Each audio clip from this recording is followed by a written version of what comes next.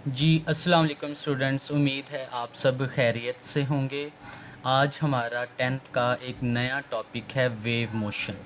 और इस wave motion के अंदर मेरा बेटा हम स्टडी करेंगे वेव को, how wave can be produced. And फिर हम ये स्टडी करेंगे कि हमारे पास वेव्स की टाइप्स कितनी होती हैं। अब मेरा बेटा उसको डिस्कस करने से पहले हम क्या करेंगे, एक छोटी सी एग्जांपल डिस्कस कर लेते हैं। फॉर एग्जांपल आपके पास ये एक वाटर टब है और इस वाटर टब के अंदर मेरा बेटा आपने क्या किया, वाटर स्टोर कर लिया। और आपके पास ये एक पेंसिल है और उस पेंसिल के साथ आपने क्या कर दिया बच्चों, इसके अंदर डिस्टर्बेंस क्रिएट की। जैसे हम इस पेंसिल को अप एंड डाउन मूव करवाएंगे ना, तो क्या होगा बच्चों, इसके अंदर जो है ना वो इस तरह की एक वेव जनरेट होना शुरू हो जाएंगी जो हमारे पास इस डायरेक्शन में मूव करेंगी। अब हमने क्या किया, हमने बेसिकली वाटर में डिस्टर्बेंस क्रिएट की और उस वाटर की डिस्टर्बेंस की वजह से क्या हो गया, पार्टिकल्स ने वाइब्रेट करना शुरू कर दिया।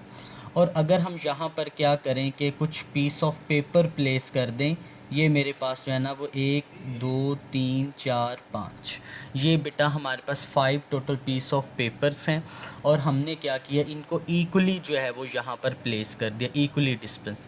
मतलब इसका और इसका भी डिस्टेंस सेम है, इसका और इसका डिस्टेंस भी सेम है, इसका और इसका डिस्टेंस भी सेम है। अब मेरा बेटा हमारे पास क्या होगा कि जब हम यहाँ पर डिस्टर्बेंस क्रिएट करेंगे ना, तो ये पार्टिकल क्या करेंगे, ये सारे के सारे पीस ऑफ पेपर जो है ना ये अप एंड डाउन मूव करेंगे। ये वाला भी क्या करेगा, अप एंड डाउन मूव करेगा। लेकिन एक बात ये है कि ये जो पार्टिकल हैं, पीस ऑफ पेपर है, ये हमारे पास वाइब्रेटरी मोशन परफॉर्म करेगा और हमारे पास ये फॉरवर्ड मोशन नहीं करेगा, फॉरवर्ड मूव नहीं करेगा। तो अगर वाइब्रेटरी मोशन का मतलब ये हो गया कि बॉडी क्या करेगी, अपने ही पॉइंट के टू एंड फ्रो मूव करेगी।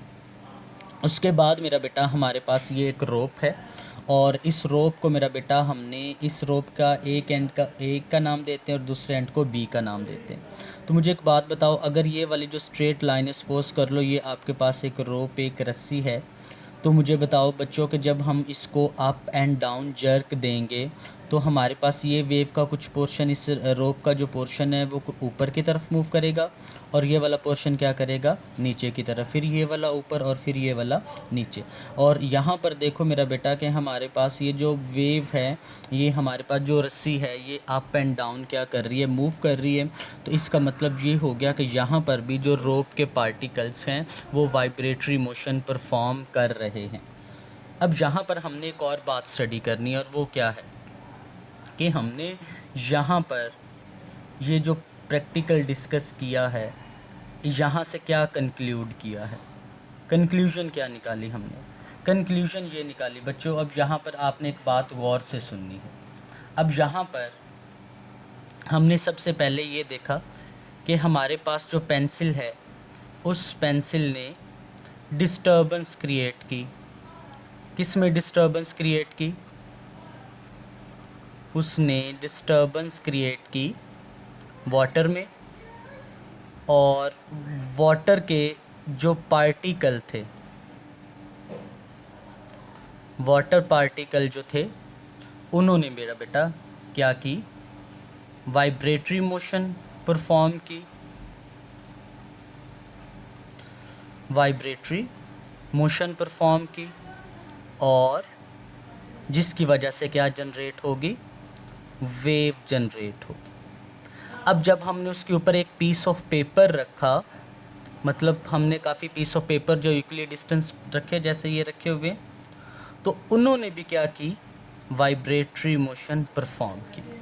तो हैंस प्रूव दैट कि हमारे पास जब भी किसी मीडियम में डिस्टर्बेंस होगी तो मेरा बेटा हमारे पास वेव जनरेट होगी। अगेन फिर रिपीट कर रहा हूँ बच्चों कि एक पेंसिल के साथ जब हमने डिस्टर्बेंस क्रिएट की वाटर के अंदर, तो उस डिस्टर्बेंस ने वाटर्स के पार्टिकल्स को क्या किया, वाइब्रेटरी मोशन परफॉर्म करवाई। अब बच्चों हमने इस चैप्टर के स्टार्ट में वाइब्रेटरी मोशन के बारे में पढ़ लिया हुआ है और उस वाइब्रेटरी मोशन की वजह से क्या होगी, वेव जनरेट होगी।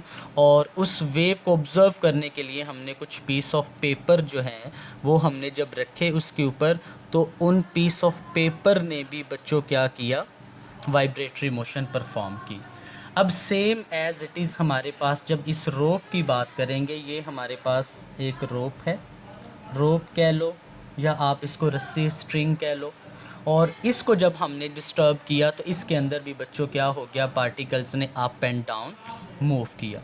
तो hence prove that a wave is a disturbance in a medium which causes the particle of the medium undergoes vibratory motion about their mean position in equal interval of time। इसके बाद मेरा बेटा हमारे पास जो next चीज़ है वो हमारे पास होगी, नेक्स्ट जो हम डिस्कस करेंगे वो हमारे पास आ जाएगी टाइप्स ऑफ वेव। अब बच्चों हमारे पास टाइप्स कितनी होती हैं वेव्स की? बेसिकली जो हमारे पास टाइप्स होती हैं ना, वो हमारे पास टू टाइप्स होती हैं। एक हमारे पास होती है मैकेनिकल वेव, और जो सेकंड हमारे पास होगी वो बच्चों हमारे पास होगी electromagnetic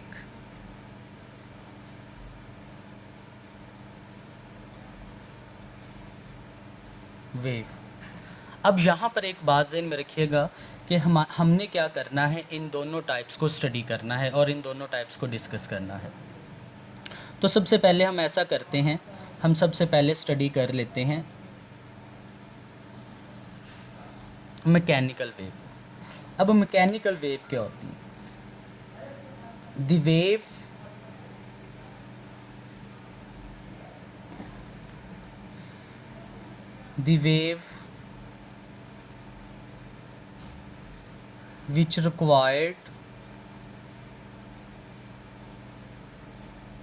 which required any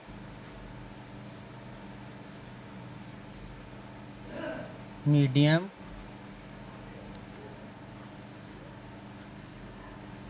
for its propagation।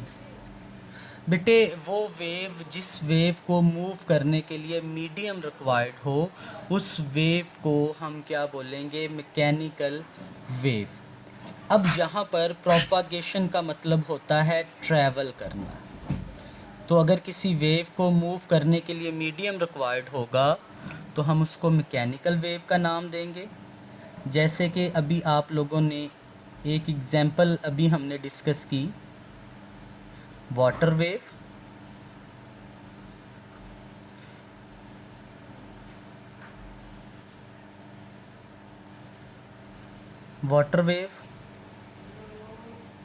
उसके बाद स्ट्रिंग वेव, साउंड वेव। ये वेव ऐसी हैं बेटे कि जिनको मूव करने के लिए मीडियम रिक्वायर्ड होता है। लेकिन हमारे पास यहाँ पर कुछ वेव ऐसी भी होती हैं जैसे कि, अच्छा ये स्ट्रिंग वेव के साथ आप चलें एक और वर्ड ऐड कर लें, आगे हमने डिस्कस करना भी है, स्प्रिंग वेव। हम जो स्प्रिंग के ऊपर वेव जनरेट करेंगे उनको स्प्रिंग वेव का नाम देंगे, और जो स्ट्रिंग के ऊपर हम वेव प्रोड्यूस करेंगे उनको स्ट्रिंग का नाम देंगे, और जो वाटर के ऊपर वेव जनरेट करेंगे वो वाटर वेव्स होंगी। अब सेम एज इट इज़ हमारे पास क्या आ गई? Sound wave. उसके बाद बच्चों हमारे पास जो है वो सेकंड जो है वो स्टार्ट हो जाता है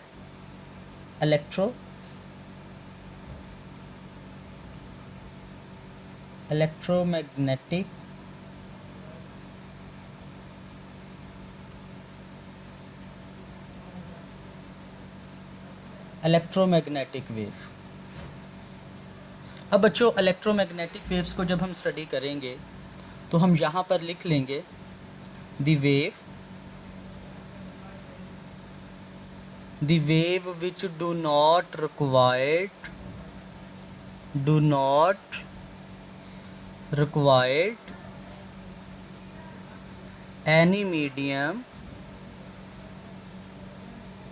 which do not required any medium for its propagation। बच्चों हमारे पास वो वेव्स जिनको मूव करने के लिए कोई मीडियम रिक्वायर्ड नहीं होता, वो हमारे पास कहलाता है इलेक्ट्रोमैग्नेटिक वेव। अब इलेक्ट्रोमैग्नेटिक वेव के अंदर अगर हम इसकी एग्जांपल को डिस्कस करें तो हमारे पास जैसे कि हमारे पास आ जाती हैं radio wave, radio wave. Second हमारे पास आ जाएगी टेलीविज़न वेव। टेलीविज़न वेव के बाद बच्चों हमारे पास एक और एग्जांपल जो बुक में मेंशन है वो है हमारे पास x-rays, x-ray, heat and light wave. अब बच्चों सम टाइम जो है ना, मैं आपको एक बात बता दूं, हमारे पास ये इनकी एग्जांपल में से एमसीक्यूज़ बन जाता है, इनकी एग्जांपल में से एमसीक्यूज़ बन जाता है कि which of the following are electromagnetic wave और मैकेनिकल वेव। कोई एक पूछ लेगा, वो बाकी तीन वो ऑप्शन जो है वो दूसरी वेव के देगा और राइट ऑप्शन जो फॉर एग्जांपल वो इलेक्ट्रोमैग्नेटिक वेव्स के बारे में पूछता है तो वो हीट वेव दे देगा और तीन एग्जांपल यहाँ से दे देगा ऑप्शन, तीन ऑप्शन यहाँ से दे देगा और एक ऑप्शन यहाँ से दे देगा। तो आपने क्या करना है बच्चों, ये एग्जांपल सारी याद रखनी है। यहाँ पर हमारे पास वो इसके बारे में पूछता है कि हमारे पास इलेक्ट्रोमैग्नेटिक वेव्स और मैकेनिकल वेव्स की एग्जांपल से रिलेटेड। इसके बाद मेरा बच्चा हमारे पास जब वो स्टार्ट हो जाएगा ना, वो हमारे पास हो जाएगी टाइप्स ऑफ मैकेनिकल वेव। अब जब हम टाइप्स ऑफ मैकेनिकल वेव की बात करेंगे तो हमारे पास जब हम करेंगे टाइप्स ऑफ मैकेनिकल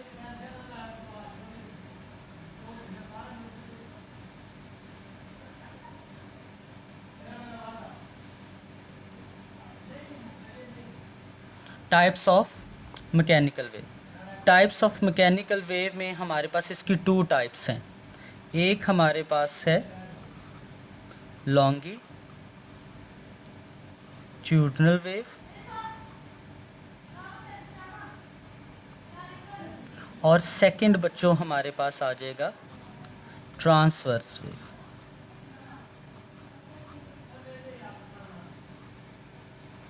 बेटे हमारे पास यहाँ पर एक कंप्लीट टॉपिक है। सबसे पहले मैं इस लेक्चर को रैप अप करने जा रहा हूँ, ज़रा दोबारा एक दफ़ा सुन लीजिएगा। सबसे पहले हमने पढ़ा वेव मोशन क्या होता है। वेव मोशन या disturbance in a medium which causes the particle, यानी कि अगर इन शॉर्ट अगर हम किसी भी मीडियम में डिस्टर्बेंस क्रिएट करेंगे ना